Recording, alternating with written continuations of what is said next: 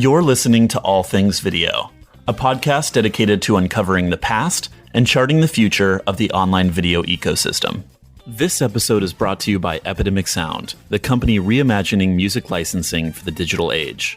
Epidemic's library contains tens of thousands of tracks that you can license a la carte or on a subscription basis. Unlike other music licensing companies, Epidemic Sound owns its entire catalog and makes tracks available via one straightforward license to cover all your needs, worldwide and in perpetuity. No more headaches around usage reporting, performance royalties, or murky rights ownership.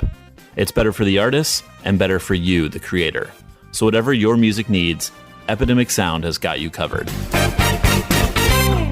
Thanks for tuning in to All Things Video. I'm your host, James Creech, and today's guest is Adam Rymer, president of Legendary Digital Networks. Adam, welcome to the show. Thanks very much. Good to be here. Yeah, excited to have you. So you studied applied math and economics at Harvard. What attracted you to those disciplines, and how has your finance background served you in your career? It's interesting. I went into college really thinking that I was going to be an engineering major. Just loved playing around with Lego and that kind of thing growing up. And I started out as an engineering major, and I made it through my first year taking all the requirements that I needed to do for that. And something really incredible happened by the end of that first year. I realized that I didn't actually want to hang out with any of the people that that were in school that were also majoring in engineering. And so my second year became one of, okay, well, if I'm not going to be an engineer, then what am I going to do? And how do I apply all the credits that I had already had? And one of the cleanest ways to do that was a concentration we had called applied mathematics, which was basically taking math and applying it to some kind of subject. So for me, who already had a bit of an interest in business, the thing that made the most sense was applied math and economics. And then spent the next 3 years sort of getting into that, which was a lot of game theory, a lot of making decisions under imperfect information kind of things, which to me was super exciting. And I think I set the tone for what I've ultimately been interested in my career. When I did go back to grad school and majored in finance, one thing to know about me is I do like the sort of, I guess it comes from being a math major, is I like the hard fact information. I'm more of a teach me something that you can only really learn from understanding the formulas and the theory and how it was built up, as opposed to, no offense to anybody listening, the sort of softer business sciences of like marketing and strategy, which at a certain level is, you can only really teach frameworks and ideas, but there's nothing in a sense super substantial. You like the black and white. I do. Do you know your Myers-Briggs type indicator? Yeah, it's interesting. I go a little bit back and forth from being an INTJ to being an INTP. So you have a little bit of spontaneity, but you're also probably a planner and a list maker. Yes. We're not too far off. I'm an ENTJ, so very close. So you mentioned after your undergrad, you worked in consulting and then moved over to strategic planning and BD for Universal. You were there for about 3 years between those two jobs, and then you went and did your MBA. So What made you want to pursue more of a business degree? So I was a management consultant for a year and a half, which turned out to not be the right thing for me. Learned a lot of great skills about how to build presentations and research and sort of deal with people who were far more senior than you, but wasn't really that subject matter wasn't that interesting to me. That's about how long a lot of management consultants last, it seems. So I found a fascination right around that period of time with digital media. It was right at the dawn of Winamp and MP3 files, and that was all starting to go around. And I just thought that was the coolest sort of thing, to be able to use your computer to send music files around, share shows, do all the things that otherwise required tapes and a lot of time. Ended up working for a startup in the digital music space, which led me to Universal Music, which was a fascinating couple of years because I was there. I showed up at Universal right around the time that Napster launched, the original Napster, the one that probably a lot of people don't remember, but the free, crazy, piracy-driven Napster. And we were working very hard with the labels, with the artists and the lawyers and the managers, trying to figure out if there was something we could do to make this work. I had come to the conclusion pretty much that there was no way that we were going to figure out how to solve the problem in enough time to save, in a sense, the business, right? To not have to go through some major restructuring and changes. So that's what led me to go off to business school, sort of ride it out. I went back to business school with the complete idea that I would go back to the music industry if there was still something to go back to. And by the time I graduated, which was in 2002, sort of right after the dot-com crash and all the other crazy stuff that was happening. There was nothing to go to. Why music? Are you just especially passionate about that, or you had enjoyed working at Universal Music Group? Yeah, I think like a lot of us, music held a very important place in my life. Like if you grow up as somebody who grows up, if you grow up as a nerd, first of all, and you grow up somewhat antisocially, music is sort of the one thing that you can kind of connect with people. It doesn't require them understanding a deep look into your mind. So music was always a big thing of my youth. And then it was still important to me in college because in the Boston winters, there's not a whole lot to do except go to concerts and drink a little bit and study. So music was always an important part of that. And I realized, after I left management consulting, the question I kept asking myself was, what would you do if you actually just wanted to enjoy the subject of what you were working? And I say this to people all the time when they're looking for jobs, and I'm trying to get them to think bigger, right? If you really like mountain biking, if that's what you love to do when you're not working, try to figure out if there's something you can do in that industry, whether it's working for a manufacturer, magazine, website, a GoPro type thing. Like there's got to be some way for you to tie an interest together with work. And you'll find yourself, I think, just happier every single day of your life. So for me, it was music. And that's what led me to say, okay, well, how can I do, in a sense, what I know is management consulting and strategy and research and presentations? There's got to be some place in the music industry that they need that thing. So let me find it. And I was able to. Do you play music as well? Not well. Okay. Not well. Grew up took piano lessons, took guitar lessons. I can dabble around here and there. I think one of the downsides of, being in Hollywood with a lot of very, very talented people is you realize how terrible you are relative to people that really know what they're doing. And it sort of shuts that all away. Well, you can always make them presentations, right? That's right. That's right. I can build a mean PowerPoint That's right. Do you ever pick up either of those instruments anymore? We just got a piano in our house, and I've got a little one. I've got a 3.5-year-old. So we're starting to play around with it, but definitely more on just hear the sounds. So you went back, got your MBA, and then after that, you spent 7.5 years at Universal Pictures. So Correct. What made you go into the motion picture industry? I think I came out of riding this wave of change that happened in the music business and started looking around and saying, okay, well, where's this going to happen next? And I think in the world we live in today with high-speed bandwidth and huge hard drives, it's hard to remember the time when some things just weren't technologically possible, right? So the things that were happening in the music business because of file size of MP3 files and storage capacity and being able to have an iPod that held 500 songs, that was liberating for that business. But it could not apply at that time to the film business because you couldn't stream a movie. You couldn't store a movie. There wasn't a device that you could watch a movie portably on.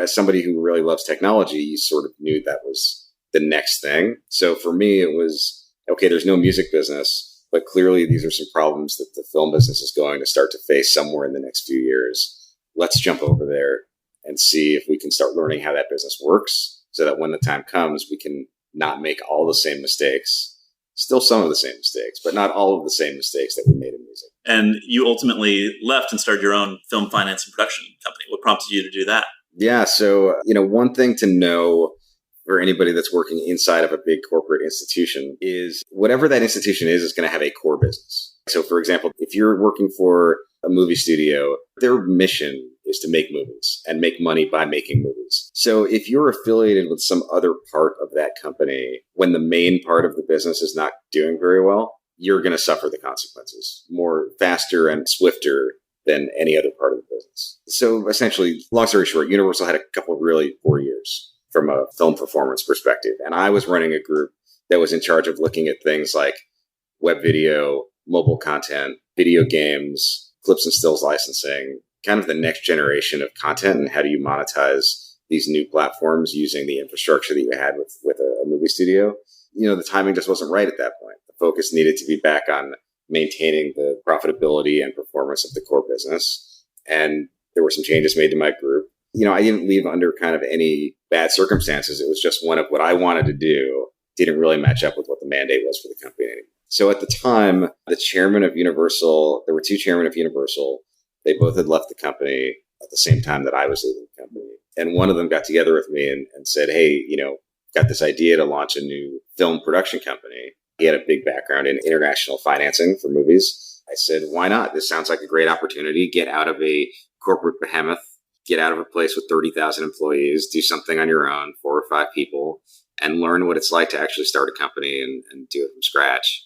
So I gave it a shot and had a great time. Sounds like your fascination with game theory and handling uncertainty served you well probably in that instance. And startups are, I guess, by definition, building something under conditions of high uncertainty. Yeah, high uncertainty. But look, I mean, for anybody that's out there doing it, it's just a roll up your sleeves business, right? I mean, any startup is it will work. You just have to keep working at it. Like anything that's hard, if you keep banging away at it, eventually it'll get done one step at a time. You just don't give up. What was the hardest part in those early years? Hardest part was just learning how that business worked. If the business that we are in is what I'd say very much a digital business, right? Ones and zeros and views and those kinds of things. The independent film business is I would say very analog, right? So getting accustomed to dealing with a completely analog business, which is about relationships and talent and directors and scripts and going to festivals and raising capital, it's just a different environment, I think, from what a typical technology startup is dealing with. Do you think technology will ultimately disrupt that business? Not directly. I think it'll disrupt the business in terms of how content gets distributed, which will change the economics of the business, which will change how money flows into that business. But the nuts and bolts of how you make a movie on an independent basis probably can't change very much from how it is, which is, it's sort of like saying, is there a better way to make sausages? I mean, it's pretty much been done for hundreds of years. This is how you make sausages. And while you might change some of the apparatus, at the end of the day, you're still stuffing stuff into a shell. Okay. So you came to Nerdist post-Legendary acquisition. Yes, after, yeah. And how did that come about? What was that transition like? Well, I had sort of reached, I think, the end of my time in the independent film business. We made a film, we released it, we made it into the Cannes Film Festival, had a great experience with all of that. Ultimately, I think my mind was more set with something that's a little faster paced, things that change every day and where you're constantly watching your back to see what's happening out there. So I was looking around and I had some friends that were at Legendary and they knew my background at Universal and a few other things. And just sort of a fortuitous timing where I reached out and I said, hey, is there anything that you could use me for? They said, well, we've got this company, Nerdist, and we're really looking for some help as we're thinking about the business model and how to really drive revenues for something like that. We don't have anybody here that knows that area. Would you be interested in coming to help out? So I said, hey, I'm definitely interested. Met with Chris Hardwick. I had a couple of great conversations, talked about where the company had been, where they're trying to go, and then came in and started hitting the ground running. That's awesome. Seems like a really good fit given your background in digital and understanding both sides of the traditional entertainment business, right? Having worked with Universal. I don't think I realized how good of a fit it was at first. I think that the more time that I spend here, and look, admittedly, I think jobs often evolve or mold around what the person who's in it is capable of doing. When I came in here and realized how much there was need to produce content, there was need to, felt like a startup. It was really putting a lot of infrastructure in place of how to grow revenue and track revenue and costs. And then also understand the kind of changing media landscape. It was kind of a very nice combination of experiences that I've had. But we also happen to have a very gifted group of people here that I could ask questions of and, really turn this company into something bigger than I thought that we could have even done 2 years ago. I was going to ask if you're a nerd at heart, but you already alluded to that during your time at Boston. So how do you express that? I am a big nerd. I mean, unfortunately, I grew up in a time when being a nerd was not a good thing, right? I grew up in the time when people may remember Revenge of the Nerds. And while I was not probably as far gone as the characters in Revenge of the Nerds, I was definitely more towards that end of the scale than the other. I had a Apple IIe from the time I was 8 years old and spent my time dialing into bulletin board systems and going to virtual get-togethers and playing video games. I mean, that was kind of my youth and concerts. Nowadays that stayed with me for a long time. I mean, things like playing Magic the Gathering, video games continued. And even today, unfortunately, as you grow up and have other responsibilities, you sort of have to put some of the nerdy characteristics behind you. But look, I'll be lining up with everybody else to see Star Wars the day it comes out, follow everything else that's happening. So you came into Nerdist, which was eventually brought together with Geek Sundry and Smart Girls around the beginning of this year, right, to form Legendary Digital Networks. Correct. And what was the rationale or how has that changed since those pieces have all come together? Well, it's been interesting. I think it stems out of the objective of what do you do with channels that were funded by YouTube? And there were a number of them where they were given a lot of money to create original content. And as a result of creating that original content, they grew a pretty hefty subscriber base. But what they did not have was a real business model. I think a lot of these companies thought that they were a business because YouTube was giving them money to spend. So it felt like a business, right? You're getting money, you're making content, you're putting that content up, and then you've got more money coming in. The thing is that those things weren't correlated, right? So YouTube's money was really just deficiting some business that they were trying to launch. Most of those investments were unsuccessful. Very. Especially the ones who came from a traditional entertainment background. Like when they tried to give a traditional celebrity money to build an audience on YouTube, that didn't pan out. But It did for Amy Poehler and Smart Girls. So what was unique about that? Well, I think for hers, it was just the honesty of it, right? It was something. It wasn't trying to create sketch comedy or anything like that. It was how to empower girls and women and sort of have an opportunity to talk to Amy Poehler and Meredith Walker and just share honest stories, which is more similar to what the other successful YouTube channels were. It was more an engaged conversation with talent as opposed to, fourth wall kind of separation of, okay, we're here behind the screen doing our thing and you guys like watching it. So great. Don't bother trying to talk to us. So it was just an engagement driven channel. Same thing with Geek and Sundry. And so the notion was, okay, we've got this engaged subscriber base for both Geek and Sundry and Nerdist and Amy Poehler Smart Girls. Is there something that we can create to help offset the costs associated with creating that content, right? It becomes a scale issue, right? So if you're able to take a number of channels together and consolidate production services, finance and legal, all the back end things that go along with running a channel, then you can start bringing the cost down on the content itself to a place where it might actually make sense on both an ad-supported and subscription-supported basis. So is Legendary getting behind a lot of the YouTube Red initiative or trying to distribute on other subscription-based platforms? Yeah, so one of the first things that we did when I came in was take Nerdist and the other channels and get that channel carried on as many other platforms as we could, recognizing that the splits with YouTube are what they are, that the reach that we have is going to be very limited to just the people who like to watch YouTube, and saying, okay, look, we're a premium network. We make premium content. Let's go get ourselves on more premium platforms. And that led us to deals with Go90, with Spotify, with Xbox, with Dailymotion. And we also put our own player on the site and look at it as, okay, look, if you were a cable network, if you're the Sci-Fi Channel, you're not sitting there saying, okay, we're on Comcast. We're happy. We're good. You're saying, okay, we should be on every cable platform out there. We should be on Uverse and Fios and Charter and Time Warner. The goal is its reach. And once you have the reach, then you can talk to advertisers about, if you advertise with us, if you work with us to create something, you can reach viewers across all of these platforms, not just this one specific platform that might have one particular kind of viewer. So I want to come back to something you said earlier, and in fact, something we talked about even before the show, which is this concept that people who are trying to put TV on the internet are not successful, right? And so digital natives, people who grew up on YouTube, YouTubers or the talent themselves are the ones who are successful, and those who've learned from those success stories, like an Amy Poehler who's learning to engage directly with the audience and not just try and recreate a broadcast medium directly to a viewer,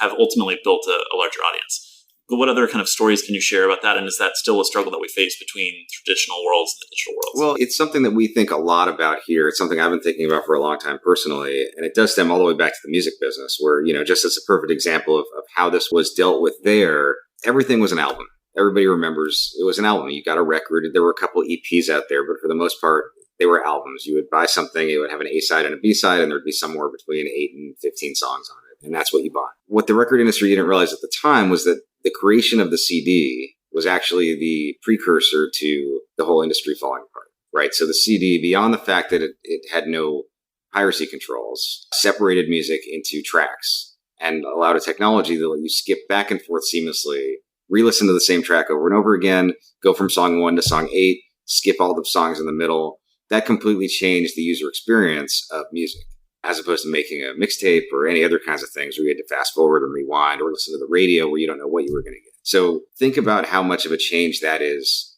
to the user experience of listening to music. Now, when we started getting into digital, the question was, should we create a different form of music? Why are we still releasing albums? And some might argue, well, that's how bands think about creating music and that's the creative process. But then at the same time, maybe that's not how bands think about it today. Maybe it should be, we just release one song every 3 months. Maybe we release 3 songs every quarter, whatever it might be, and just sell songs on an individual basis. And it's not so much about an album as much as just creating music and monetizing it. This was something that the record industry couldn't really wrap their heads around at the time. And it's something that I think is a corollary to what we're seeing digitally, which is when presented with a new platform that has new technology capabilities, why would you be thinking about how do you just shove the existing content that you have into that new format. When television came along, the consideration could not have been, I mean, I'm sure it was, and I don't know enough about the history of television broadcast to say that this didn't happen. But if you were a radio broadcaster and then television came along, clearly you can't say, oh, let's just, how do we take radio and bring it onto television? I'm sure there were some shows that tried to do that. But the ones that were most successful were the ones that tried to take advantage of what the new television format offered in terms of the size and the sound and the colors, or at the time black and white, but essentially understanding this is a different way to communicate. When I look at digital right now, these are the questions that I'm asking.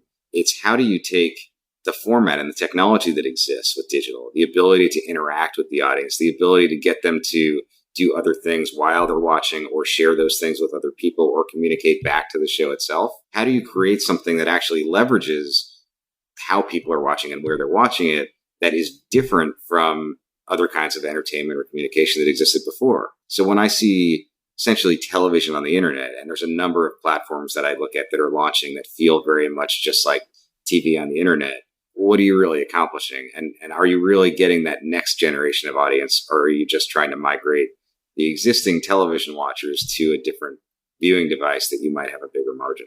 And so thinking about that and also thinking ahead to next year, what are Legendary's 2016 priorities? The big things for us for the next year are going to be continue to grow our networks, continue to find new audience where they exist, continue to get our channels on different platforms as they're out there. And then we are very actively looking at creating a different type of platform that will allow us to engage more directly with our audience base. We're trying to actually put our money where our mouth is and create this new kind of content that will allow people to participate and share and create a community around Nerdist and Geek Sundry and Smart Girls in a way that hopefully nobody's ever really seen before. Can you give us any more specifics about what that platform will look like? Look, I think, think about Twitch. Twitch, I think, has really changed the way people think about watching content. I think Twitch created a level of engagement and participation that never really existed before, because you're there, you're in a chat room, you're watching things live, you actually feel like you're part of the story that's evolving. I think there's a way to take that to the next level. I think there are ways to expand on that level of interaction and give audiences a way to really connect. We've seen it in other media, right? Radio has had call-in shows for 60 years. Even television has some elements of being able to interact, whether it's American Idol, where you can vote people on or off, Survivor, even other talk shows like Talking Dead, where you can call in or Skype in and be part of the show. So we're trying to figure out, and we're working on ideas to bring that level of interactivity to digital content. What do you think of the other live streaming platforms that have followed Twitch? What do you think of YouNow, Facebook live streaming, YouTube live streaming? I think the question we have to ask is, are those technologies or are they platforms? At a certain level, Twitch is a little bit of both, just because it has a subject area, right? If Twitch was back to Justin TV and it was really just more about a live streaming any kind of content, then it loses what it is. So I think that there's a lot of good technology platforms being developed, but I don't know that they are the go-to place. I don't know that they will become the place that people go to watch the content. I think those have to get used by where the communities are. It feels like Web 1.0 or 2.0 at this point. The idea of driving somebody to a particular place to consume something is gone. You have to be where the person is watching something, whether that's on Apple TV, whether it's Chromecast, whether it's on Facebook, whatever it might be. You have to be where they're watching the content. You can't just force them to go to your channel. And this is essentially, I think, why television's having trouble, why we're seeing a lot of existing platforms having some trouble, because it's all about driving people to a place so that you can control and contain the environment. And those days are just unfortunately ending. And for those listening, that's why we're not meerkatting this interview. What do you like to do for fun?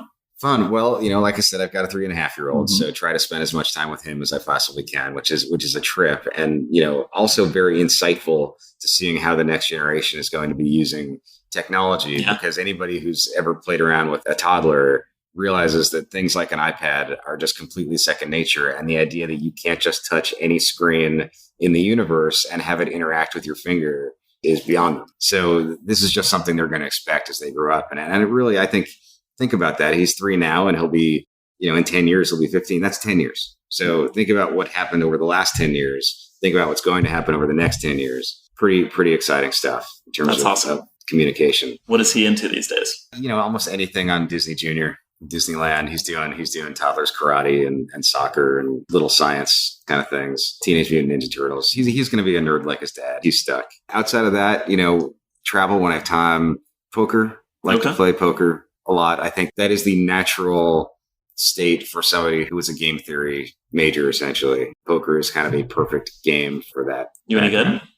Decent. Cashed a couple times at the World Series. Cashed a few times here in LA. I played with my share of bracelet winners, and it's been fun. Any tournaments coming up? Not for the next couple of months.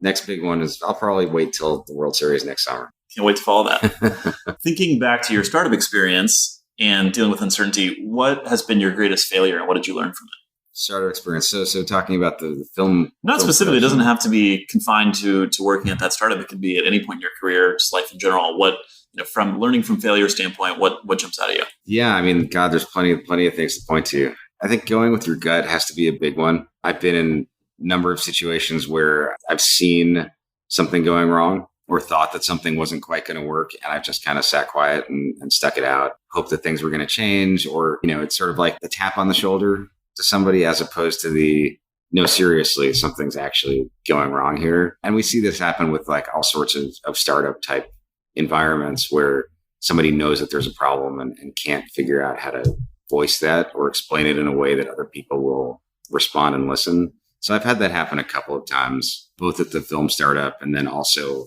at Universal and some of the startup tech things we were doing there. Also, I think, really believing in what your vision, like your personal vision, there's a certain degree of autonomy that's important to give to the people you're working with, to let them sort of make decisions or fail on their own or learn things. But, in startup environments, if you're going to be the kind of visionary leader, at a certain point, if you see things going in a way that you don't necessarily believe is the right one, you do need to step in and take the reins and push people in the right direction. And if they're not willing to do what you think is the right thing, to believe in yourself.